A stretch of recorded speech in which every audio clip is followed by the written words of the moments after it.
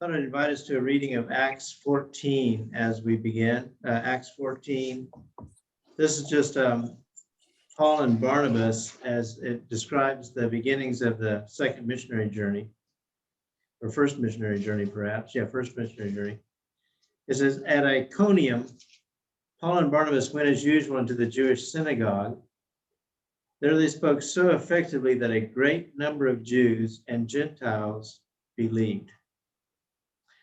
And that's the preamble to the first missionary journey. But it strikes me that they spoke so effectively that a great number of two different, very disparate groups believed, Jews and non-Jews, Jews and Gentiles. So I wanted to just... So Bill, yeah, he's going to translate for you, I think. 今天我们这个讲到，我们要先从这个《使徒行传》第14章开始。14章实际上讲保罗的第一次传道的经历。在14章开头，这里边说到，两人在以哥念同犹太人的会堂，同进犹太人会堂，在那里讲道，叫犹太人和希腊人信的很多。在这里我们谈到了有两个 group， 希腊人跟犹太人。Thank you. I couldn't have said it better myself. So I just wanted to applaud you all for looking at the different nations of the world, because in order to speak effectively, Paul and Barnabas had to know a lot about the culture of the Jews and the culture of the Gentiles. And so I think you're on the right track, praying for places like Sweden, praying for Latin America, praying for the nations of the world. This is going to help us to become effective speakers, so effective that others will believe. 刚才讲到，你们现在这个做的都非常的好，你们为这个瑞典去祷告，为这个拉丁美洲祷告。其实在这里，保罗跟巴拿巴他们也是，他们要懂不同的文化，既懂外邦人的文化，也懂这个犹太人的文化。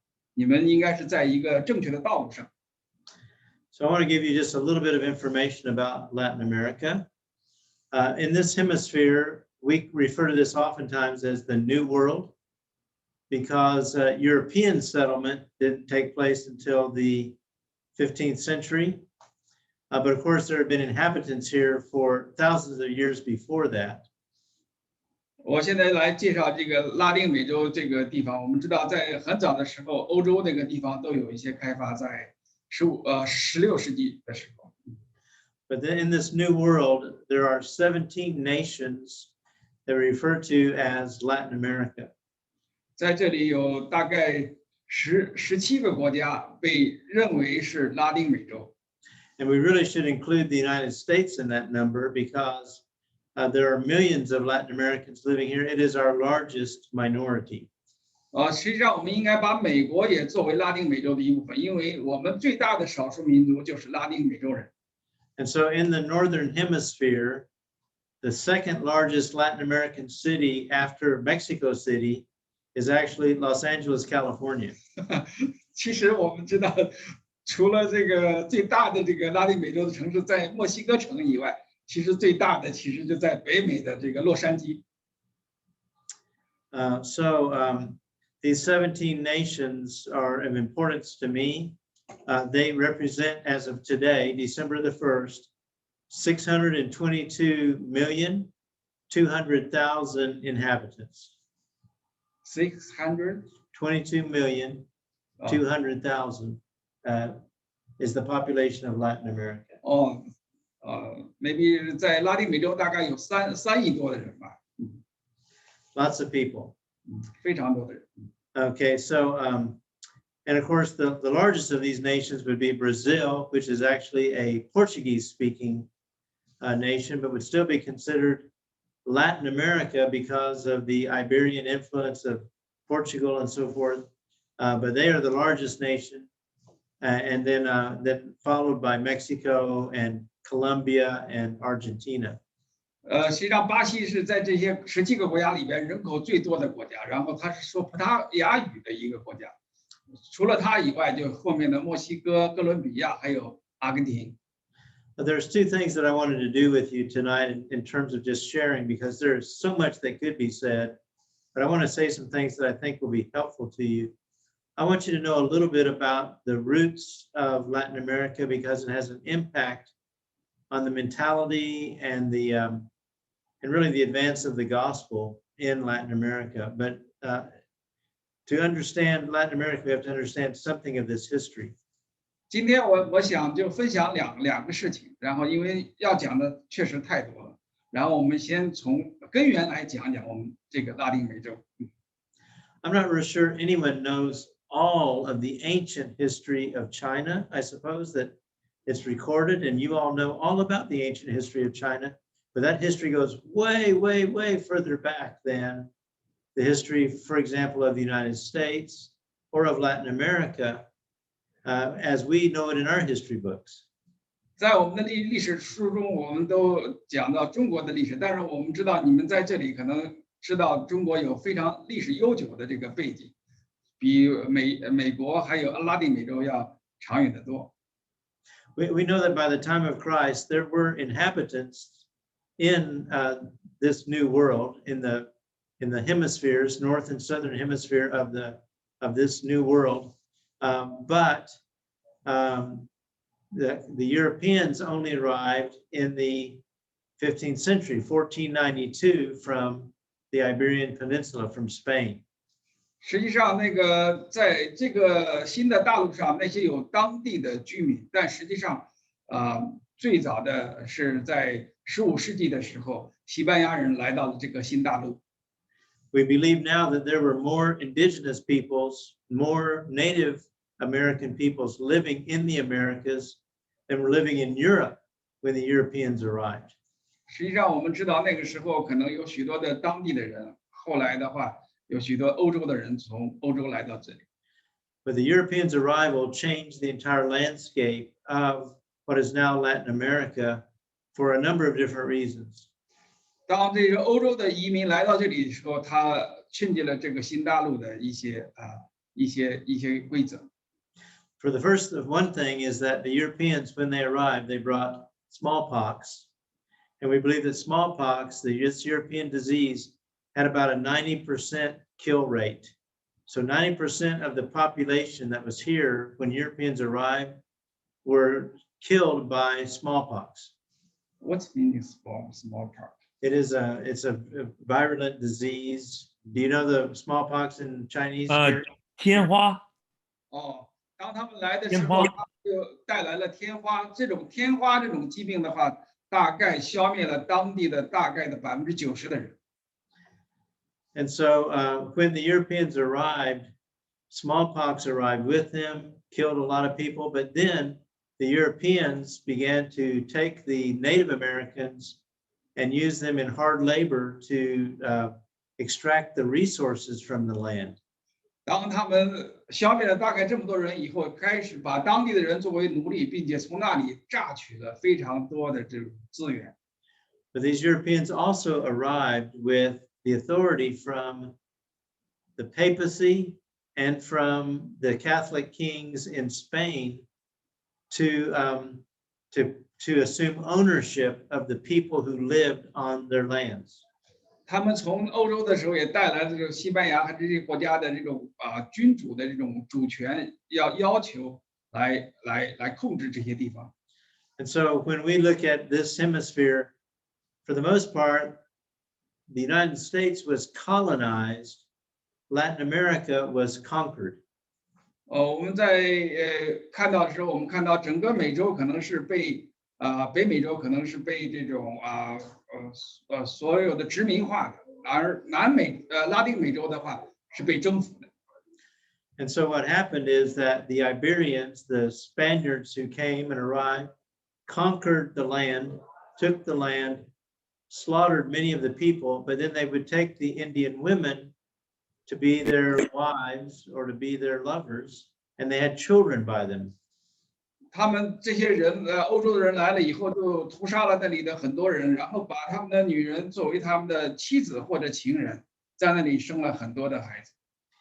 So the vast majority of Latin Americans today are the descendants of Iberian fathers and indigenous mothers.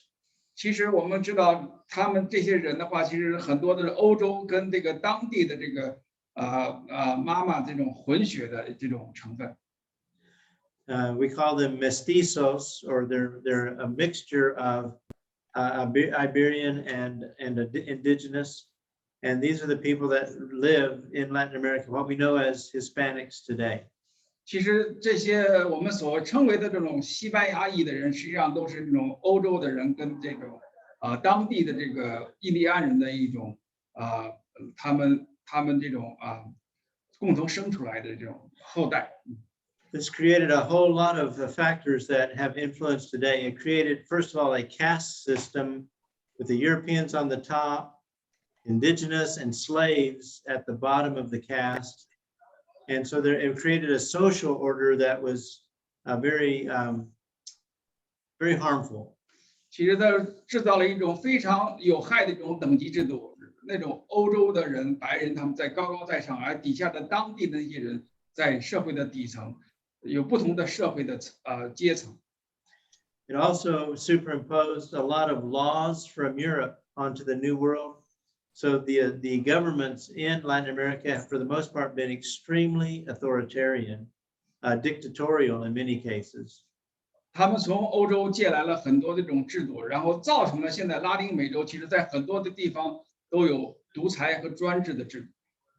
But the most damaging thing of all is that these Spaniards came conquering in the name of Christ.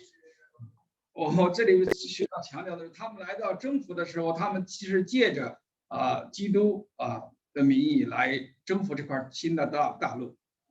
And so the introduction to Christ, to the indigenous people, their introduction to Christ was a Christ who came pillaging and looting and burning and killing and raping. This was that they associated these things with Jesus Christ.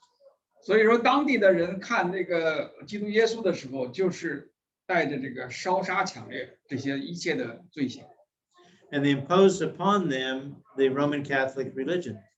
并且他们强加给他们的是罗马天主教的一些信仰。So today in Latin America, there are two predominant images of Jesus Christ. One is Jesus in a manger in the arms of his mother, nativity Jesus. The other is Jesus on the cross, crucifix Jesus. 其实，在现在拉丁美洲的话，有两个基督的形象，一个是诞生在马槽的微弱的一个婴儿，还有一个是在十字架上所牺牲的基督耶稣。And so it's been suggested that the reason that these are the two predominant images is because this is a Jesus who is silent, who is quiet, and who cannot hurt you. 这种流行的占有统治地位的这种耶稣的这种形象他是无声的，他不能够听到你的声音。And much of the nurture and the love and the grace and the care that we would associate with Jesus, they now associate with Jesus' mother, with Mary. 我们所理解的这些爱呀、关心啊、这些好的慈祥啊，这些东西都是跟那个耶稣的妈妈玛利亚有关。And also, I would say that, the real challenge then for us as Christians is to help Latin Americans to know the real Jesus. 其实对我们来说，最有挑战的事情，让我们知道我们要帮助当地人认识基督耶稣。To give one example, in Latin America, most Latin American churches are filled with women, but there are very few men in comparison. 其实，在拉丁美洲的话，对比下来呢，有很多的妇女，但是有很少的男人在教会里。The Latin American mind is that a man simply cannot control his carnal appetites, especially for women. 他们拉丁美洲人，他们自己说自己没有很好的这种控制力量，特别是对女人。And so they're in their mind, if Jesus was sinless, it also means that he was somewhat effeminate. He wasn't a real man. 如果是他们认为基督耶稣是无罪的话，他认为没有是个真正的男人。And this isn't just a Latin American idea. Go back to Latin roots in the Mediterranean. Look at medieval art about Jesus and see how he's shown as being very effeminate. 他们又回到了这种地中海的这个地方的话，那种文化就是说，耶稣在那个时候的一种状况。And so as we preach Jesus in Latin America, we want people to know the true Jesus. 当我们在拉丁美洲所讲到的时候，我们让人知道什么是真正的基督耶稣。And we want them to know about the true strength of Jesus. 让我们知道什么是基督的给我们的力量。The tremendous strength that's required to remain sinless. 这种力量来自于无罪的基督。And to be obedient to the Father and to surrender yourself in sacrifice to Him. 他顺服父神，甚至以至于死。And so we have to present Jesus as He is, rather than these images that they have in their mind that have been really just disfigured by the whole history of the conquest. 他们要告诉他们什么是真正的基督，而不是他们在自己心里所想的那个。Also, I think that as we teach about the true strength of Jesus, we need to teach about true leadership to our Christian brothers and sisters. 当我们来讲什么是真正的基督的时候，我们要讲什么是真正的基督徒的这种领导力。In my experience in Argentina, for example, I was trying to study about leadership because I wanted to be a better leader, but I wanted to develop leaders. But I discovered from them that they believe that leaders cannot be developed. You're either born a leader or you're not born a leader. 在阿根廷的时候，我特别的想跟他们分享怎么样成为一个领导，然后我也是想成为一个真正的有领导力的人，但是他们认为领导实际上是生来具有的。So it's very difficult to develop leaders when they say, well, it's not fair to ask me to lead because I wasn't born to be a leader. 你不能很公平的叫我去当 leader， 因为我生下来并不是一个领导人。And of course, this comes from the notion of just this. Some people are born to lead, and they mean by that they're authoritarian leaders. There's very few at the top of the hierarchy. And so one of the things that we're trying to teach also is servant leadership, what it means to be a leader in the Lord's church as a servant, to serve as Jesus served.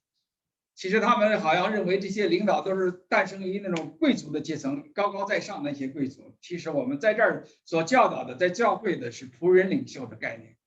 我们是领导，但是我们更是仆人。And then the third thing I would mention, so what I've said thus far is that we're in Latin America, we're trying to present the real Jesus. We're trying to develop servant leaders. But then we're also trying to help people with a general confusion they have about Christianity. 我们除了教导这个什么是真正的基督，什么是仆人领袖，我们还要教导这个什么是怎么去认识主。So when I evangelize or try to speak to people in Latin America, many times they'll say, "You're just confusing me." 每次我向他们传福音的时候，我总是说你们把我搞糊涂了。The church of my childhood has told me this, and then here comes the Pentecostal church, and they tell me something different. 当我们小的时候，你们的教我们这些基督的理论，然后现在这个新教的这种又教导我们另外的关于基督耶稣。Then the Jehovah's Witnesses come and they teach something else, and the Mormons teach something else. 然后耶和华见证人跟摩门教来的时候，他们又教导不同的东西。Now you come and you're telling us something altogether different again, and we're confused. 当你来的时候，你又教导这些东西，让我们感觉到无所适从，因为我们感觉到非常的混乱。And so with all of this evangelization that's taken place by the various denominations, the people really are just, for the first time ever, we see a rise in the number of secular people in Latin America as they're just giving up on Christianity. 因为这么多的这个教派来到这里之后，我们看到这个世俗的人，往往他们放弃了他们的信仰。And so my answer to people when they say I'm confused is I'll tell them, do not spend your time looking for the correct church. 我给他们混乱的人分享的是，你不要花时间去找合适的教会。Here in the United States, for example, we have more than 400 different Christian denominations. 在美国，我们超过500个不同的教派。You can spend your life examining the doctrines of all those churches in an effort to try to find the right church. 你要花很多的时间去来搞清楚这么多的教派，然后去找一个合适的教会。So I tell them what I imagine you all have done in China, and that is this. Do not look for the right church. Look for the Lord Jesus. You will find him in the pages of God's word. Look for the Lord Jesus. Listen to his voice. Do what he tells you to do, and then he will add you to his church. 当我在这里的时候，跟你们所分享的，就像跟中国这些brothers 所分享的，我们不是寻找合适的教会，而是你应该去聆听上帝的话，因为上帝的话你聆听了，你就会顺服，然后你就会被认为是教会的一份子。And Jesus is not going to make a mistake about which denomination. He's going to put you in his church. 耶稣他并不管你来自什么教会，都是他教会的一份子。And then the idea is to meet with people who are of a similar mentality, a similar conviction, to say, we are Jesus followers, we're going to do Jesus commandments, and we're going to be Jesus church. It is a return to the simplicity of the church as Jesus envisioned it and the way he gave his blood to buy it. 这样的话，我们就可以回到一个非常简单的一个状况，我们重新回到一个教会用鲜血，耶稣用鲜血所买赎回来的这个教会。So that's one of the things I wanted to share with you tonight, just a little bit of the mentality and the culture in which we find ourselves evangelizing among Latin Americans. 这是我今天想跟你们分享的第一个关于文化的，关于这些事情。Now, I just come from a meeting, a Zoom meeting. I was at home Zooming with the people in La Casita, the Christian Hispanic church here in Searcy, and I've asked them about things that they wanted to ask you to pray about for them. 另外我就想分享一个，刚才我参加了一个西班牙的在 Searcy 的一个教会，都是西班牙裔的人，然后他们有许多这个祷告的一些事项，我想跟你们分享。So I'm going to just mention a few things that you can pray for about our brethren in Latin America that we know about. 2 weeks ago, I spent 1 week in Guatemala. 我现在就想分享一些在拉丁美洲一些弟兄姊妹的祷告事项。2个星期前，我花了1个星期在瓜地马拉这个国家。And there is a brother there who needs our prayers. I'll just mention his situation. His name is Victor Manuel Castillo. 有一个叫 Victor Castillo 的弟兄，他有他的祷告的一些分享。He is a young man who was baptized in 1999. 他是一个非常年轻的人，在1999年就已经受洗了。There's a small church that meets in his home. 他们这个教会在他的家里聚会。Through his influence, his mother and 2 brothers and a sister have become Christians. 通过他的家人们都逐步都信主了。And his 2 brothers are also evangelists, as Victor Manuel is an evangelist. 他的2个弟兄也像他一样，是一个福音的积极的倡导者。But Victor is having some health problems. One is with his back, the other is with his digestive system, and they're doing some tests on him right now to determine the cause of some of his internal problems. 这个 Victor 弟兄他的后背还有他的消化系统有些问题，现在正在检查这个消化系统，然后看看里面有什么问题。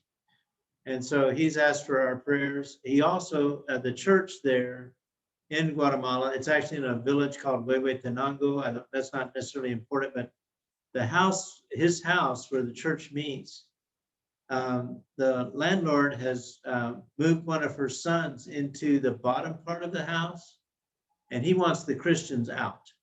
And so he is disconnecting the water just every little while. He'll disconnect the water in an attempt to drive them out. And they've asked for prayers that his heart might be changed. 这个时候，他的这个地主的儿子住进了这个所谓的教会家庭教会的1楼，他们把水都已经断了，希望把他们赶走。这个 Vic brother 让我们为他们教会这个地方祷告。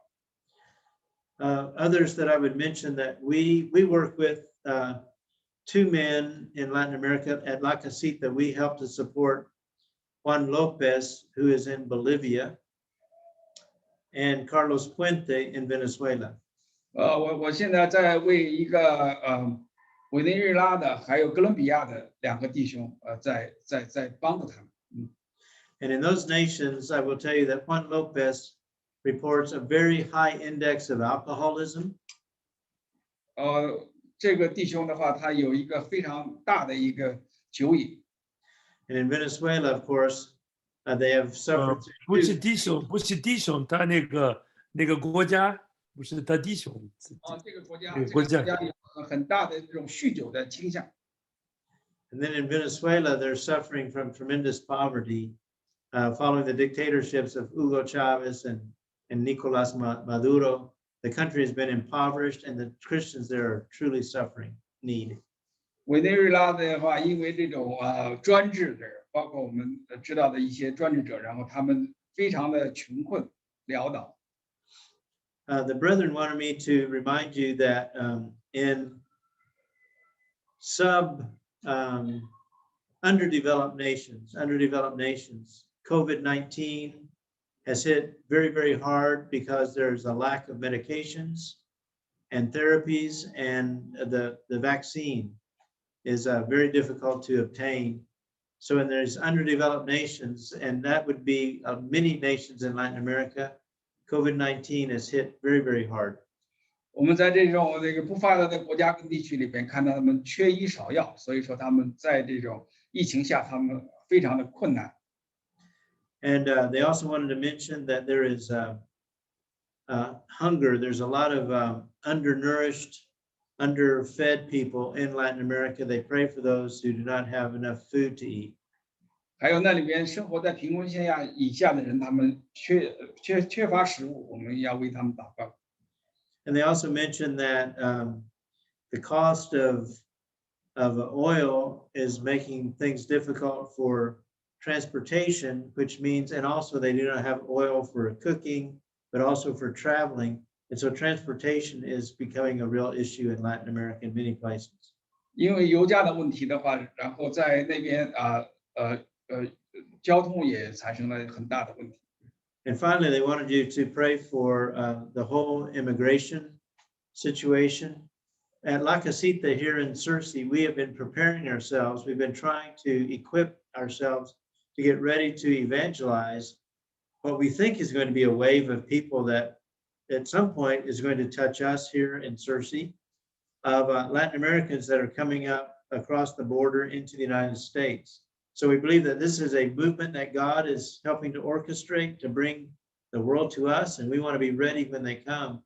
But we're praying for that whole situation with immigration on our southern border. 我们也为这个南部这些边境这些新的移民和难民来祷告，因为他们都通过这种南部的边境来进入美国，我们要准备好为他们传福音。And so that's what I wanted to share with you basically tonight. And I'm open for any questions, or if you want further information, perhaps I can give you further information.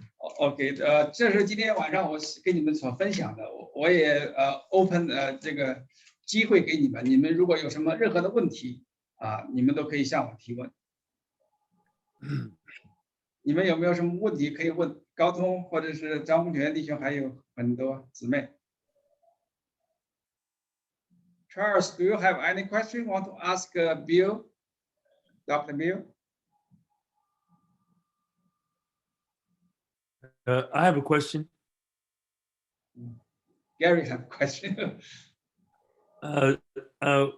So we have a series.